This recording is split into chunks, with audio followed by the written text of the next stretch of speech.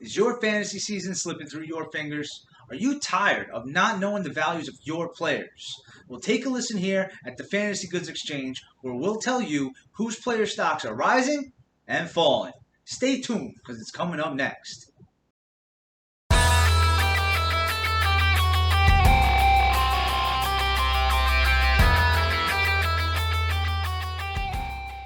What's up, everybody? Welcome back to the Fantasy Goods. I'm Joshua Lipinski-McHale, and today we're going to be talking a little bit of trades, guys, here at the Fantasy Goods Exchange. I'm going to be giving you guys values of players that you should be trading high and buying low. So markets open. Here we go. Ding, ding, ding, ding, ding. All right, first off, I'm going to give you somebody to buy high. Now, what do I mean by buy high? I mean you're going to give up a little more than you really want to for this player, but it's going to be worth it because he's a sure thing. And my buy high candidate right now is Russell Wilson. He's quarterback 2, already has 185.38 fantasy points on the season, and just had his bye week. He is putting up an absolute MVP caliber season and has the best surrounding weapons he's ever had in his entire career.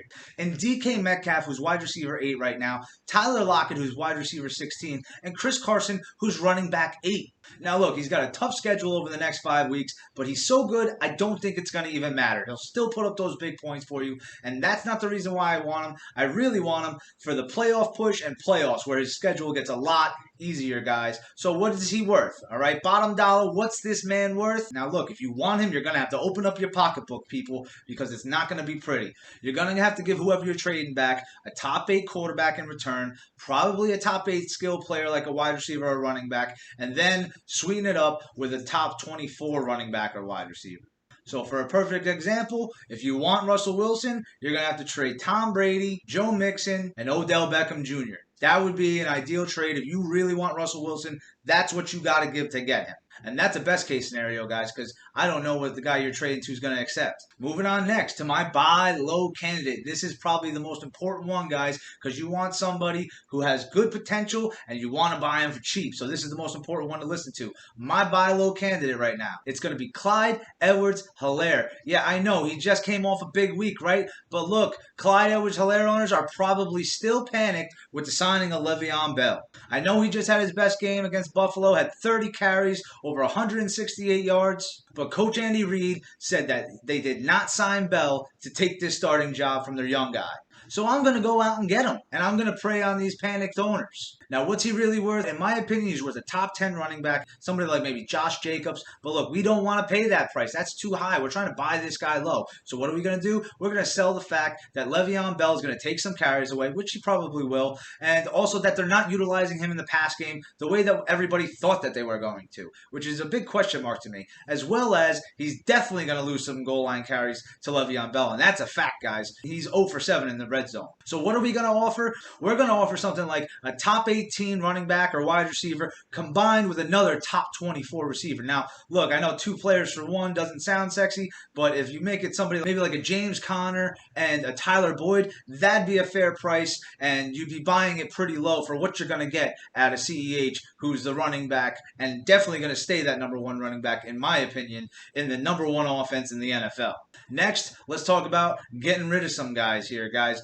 Who are we going to sell low? Now, this means a guy that, he hasn't done anything for you, and you know what? I'll take what I could get for him. I don't care. It could be a flex if he was a wide receiver too, because he's not even giving you those kind of numbers. And my candidate for this slot is Micheal Gallup. He's wide receiver 39 on the season. I know he was slated as a wide receiver 2 to begin the year, but the Cowboys are an absolute mess. There's mutiny in the locker room against head coach Mike McCarthy, saying that he doesn't prepare enough and that the staff just straight up stinks at their job. But let's talk about Gallup himself. Now look, he's got 62.1 fantasy points on the season. He got almost half of them in week 3 in that 4th quarter battle against the Seahawks when Dak Prescott was the quarterback. Guess what? Dak's gone. And now you got Andy Dalton in there, and he just looks terrible. Now look, maybe they could turn it around if they adjusted Dalton's game, but I'm going to tell you this. Dalton hasn't supported 2 top relevant fantasy receivers ever in his career, even back in his days with the Bengals. And if I had to choose which two receivers were going to be fantasy relevant in this offense, I'm going to probably stick with Cooper and Lamb. So bottom dollar, what can you get for this guy? Look, he's worth a top 40 wide receiver, nothing else. And that's if they'll give that to you. So maybe find somebody who's tired of Jerry Jeudy and go trade for him. Because Jerry Jeudy hasn't been pretty right now, but at least he's the number one receiver there with Cortland Sutton being out, KJ Hamler being out. I know they got Tim Patrick there, but this kid's going to catch on eventually at some point this season. And I think he'll catch on more than Micheal Gallup will. So that's what I would go and do. If you got Micheal Gallup, sell low. Get him out of there. And finally, my sell high candidate is DeAndre Swift. Look, I know he's running back 25 on the season. Has 68.9 fantasy points. He had a big week versus Jacksonville. 14 carries, 116 yards, 2 touchdowns, 27.3 points. But this is the first blip of life we're seeing out of this kid. And let's face it, the Lions are not a running team. They haven't been in years. You still got AP there who's going to eat up some carries. You still got Kerryon Johnson who's getting a couple carries per game. And look, this defense isn't great. They're not going to keep games close, which means that they're going to be passing, which is what they do anyway as the Lions.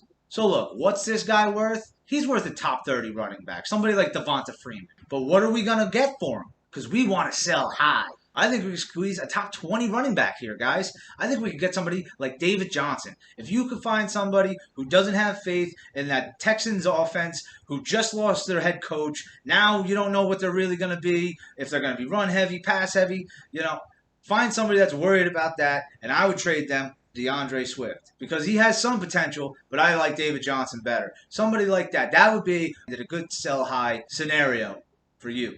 But that's going to do it here for us at the Fantasy Goods Exchange, guys. Markets closed. Ding, ding, ding, ding. Check us out. We got a couple more videos coming out this week. Weekly content all the time. Like the video. Subscribe to our channel. Check us out on Facebook, Instagram, Twitter, at The Fantasy Goods. Any questions you got, shoot it to us in a message or a comment somewhere, and we'll do our best to get back to you guys. But as always, this was The Fantasy Goods, and we got the goods.